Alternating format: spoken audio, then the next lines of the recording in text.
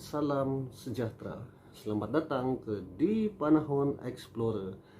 Terima kasih kerana sudi berada di channel ini dan saya berharap dan doakan anda semua sehat dan sentiasa ceria selalu.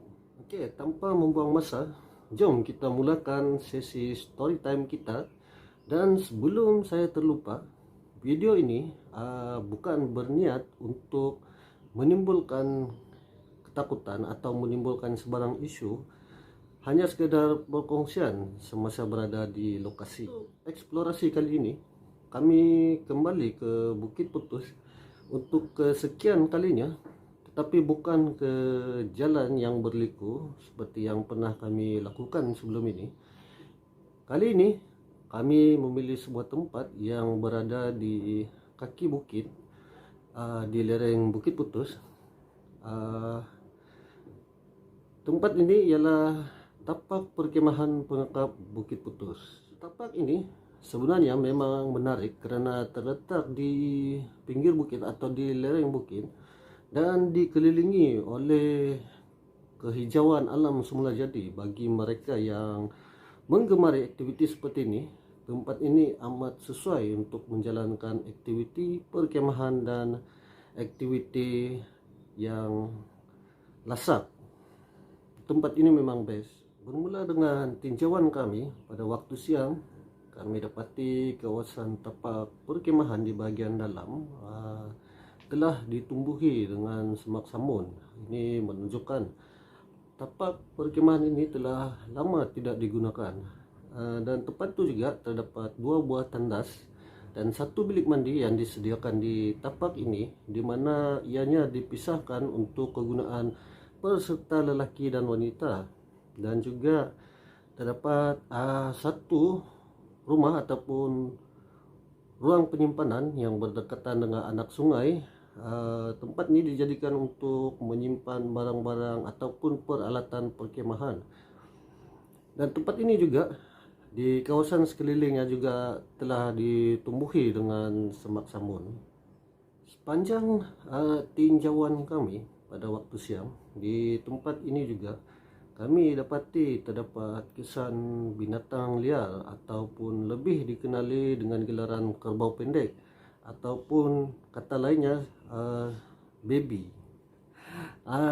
Terdapat 2 atau 3 kesan di sekitar kawasan tapak perkemahan ini.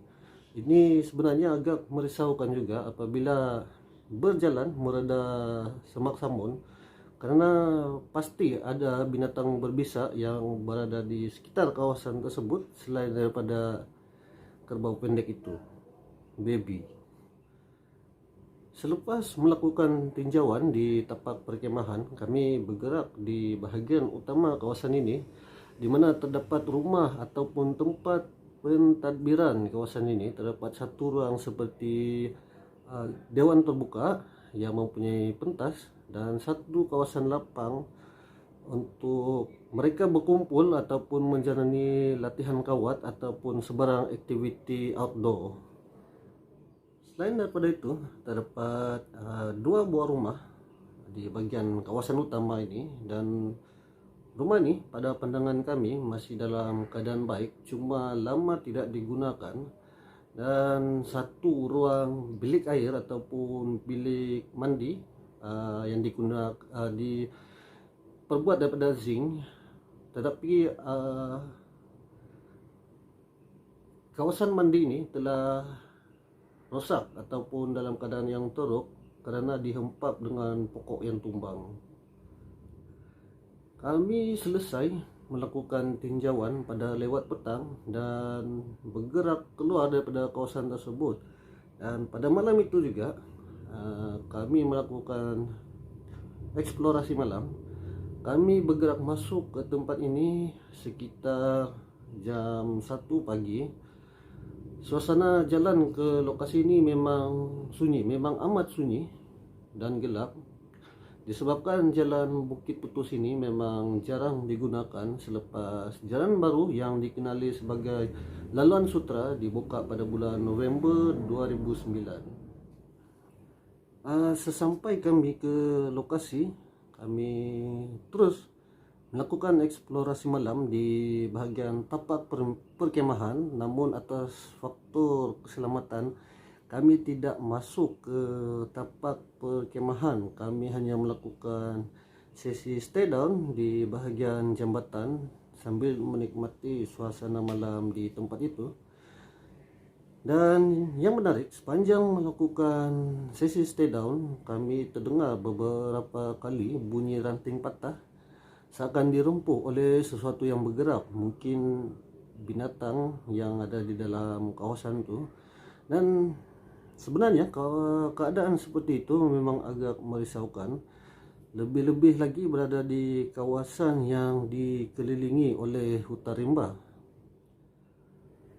Lebih kurang setengah jam berada di jambatan itu, kami bergerak ke atas ataupun ke tapak utama. Sepanjang kami bergerak ke atas, sayup-sayup kami boleh mendengar bunyi ranting patah di dalam hutan. Namun kami tidak dapat kenal pasti penyebab bunyi tersebut, dan saya anggap itu hanyalah binatang yang berada di kawasan itu. Sesampainya kami di kawasan utama, ya di kawasan atas, kami boleh merasakan udara yang nyaman, persekitaran yang amat tenang.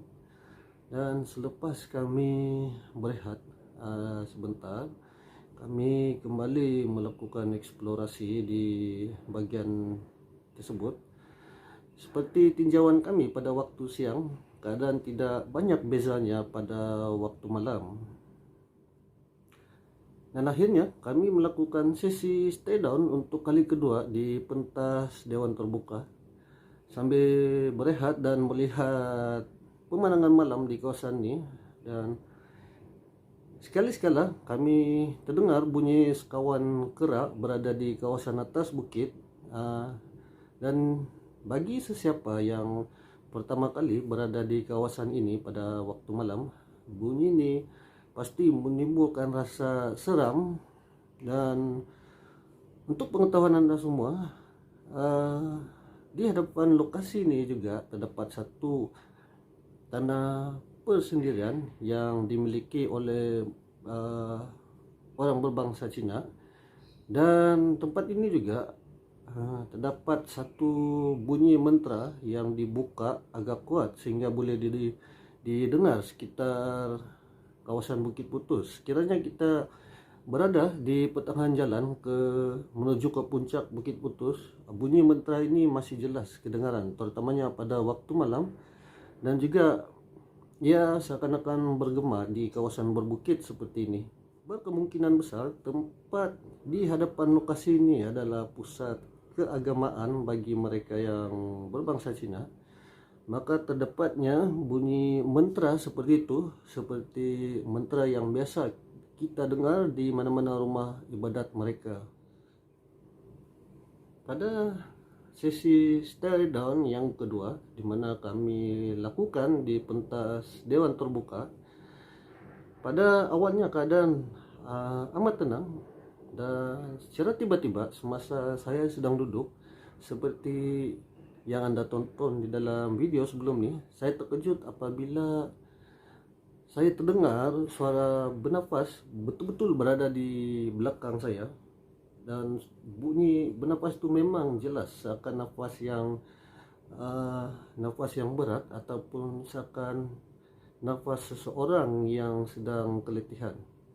Dan pada mulanya saya sangkakan sahabat saya Jas berada di belakang, dan saya sempat berfikir, oh, letih sangat kan dia pada kali ini, ataupun dia mengalami masalah. Namun apabila saya menoleh ke belakang, tidak ada apa-apa, dan saya dapati Jas berada di hujung pentas, dan mustahil nafasnya boleh didengari sekuat itu. Dan saya memilih untuk mendiamkan diri pada ketika itu.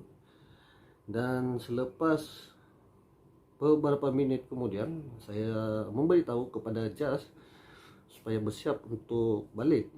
dan selesai mengemaskan peralatan kami bergerak untuk balik. Dan ketika ini saya sempat berhenti sebentar di tengah padang kawat ataupun di tengah ruang yang luas itu untuk mengambil beberapa keping gambar.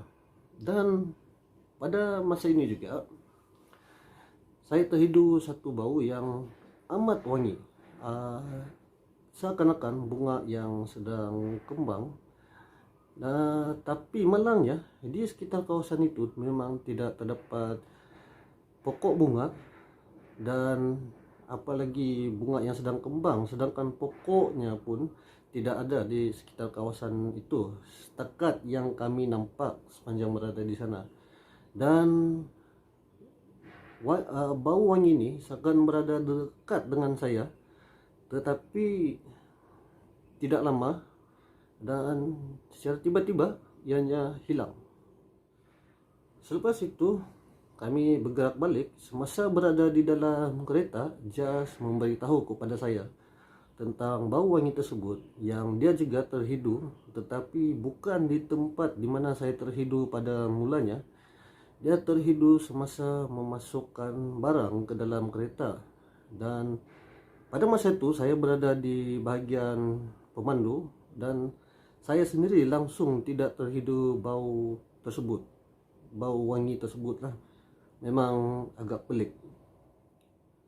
Dan akhirnya kami cuma anggap bau wangi tersebut mungkin dibawa oleh angin, dan mungkin juga terdapat pokok bunga tersebut di kawasan tanah persendirian di seberang lokasi tapak perkemahan ini.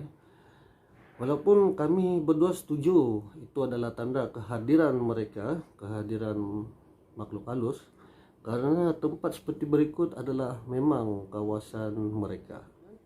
Tidak lupa juga beberapa kejadian yang agak pelik bagi diri saya sendiri apabila peralatan saya seperti kamera, lampu, gimbal mengalami masalah, sedangkan kami telah memeriksa peralatan tersebut sebelum bergerak ke lokasi. Dan kami telah melakukan double check, memang peralatan tersebut dalam keadaan yang baik. Namun sesampai sahaja di lokasi ini, peralatan ini mula mengalami masalah, di mana lampu menjadi malap, kamera dan gimbal bermasalah. Cuma kami bernasib baik apabila peralatan yang Jas gunakan dalam keadaan oke. Dan sekiranya kalau peralatan kami berdua pada malam itu tidak berfungsi dengan baik, maka perjalanan kami malam itu adalah sia-sia.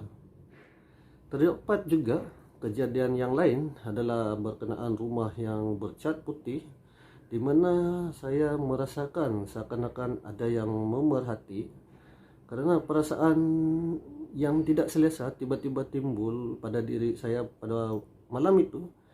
Sama seperti di kawasan stay down yang kedua, semasa berada di sana di pentas, timbul perasaan yang sama, seakan ada yang memerhati dari arah semak di bahagian ujung dewan terbuka itu. Dan Jas juga merasakan perkara yang sama pada waktu itu, tetapi dia cuma mendiamkan dirinya. Itulah pengalaman kami ketika berada di sana. Dan sekali lagi saya tegaskan di sini, kami tidak bertujuan atau berniat untuk menimbulkan rasa takut Anda semua kepada tempat ini. Ini hanya sekadar berkongsi pengalaman kami ketika berada di lokasi. Dan itu saja perkongsian kami secara ringkas pada kali ini.